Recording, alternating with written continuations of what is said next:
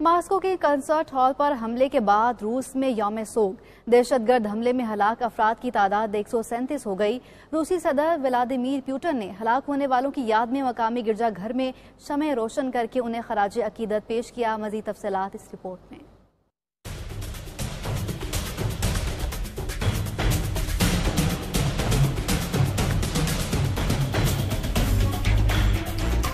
Moscow के concert hall पर बदतरीन हमला, रूस गम में डूब गया। सदर पुतिन की हिदायत पर मुल्क भर में शोक मनाया जा रहा है। मुल्क भर में रूसी परचम सिरनगू है। मॉस्को में शहरियों ने जाए वकुआ पर पहुंचकर मरने वालों के साथ इजहार अकीदत किया। शहरियों ने क्रोकस सिटी हॉल के बाहर फूलों के ढेर लगा दिए। लोग आहों और सिसकियों के साथ मरने वालों को याद करते रहे। कॉन्सर्ट हॉल की इमारत जलकर खंडर बन चुकी है। रेस्क्यू कारकुन इमदादी सरगर्मियों में मसरूफ हैं। मलबा हटाने का काम जारी है। रूसी सदर व्लादिमीर पुतिन ने अपने रद्द अमल में इस हमले को दहशतगर्दी का जालिमाना हमला करार दिया है। आलमी सतह पर मॉस्को हमले की मुजम्मत का सिलसिला जारी है। अमरीकी कौमी सलामती की तर्जुमान ने इंकशाफ किया है कि अमरीका ने कुछ दिन कबल रूस में हमला होने की मालूमात का तबादला किया था। हमले में यूक्रेन का कोई अमल दखल नहीं। 2004 में बेसलान स्कूल के मुहासरे के बाद ये रूसी सरजमीन पर सबसे मुहलिक हमला था, जब अस्करियत पसंदों ने सैकड़ों बच्चों समेत 1000 से ज्यादा अफराद को यरगमाल बना लिया था।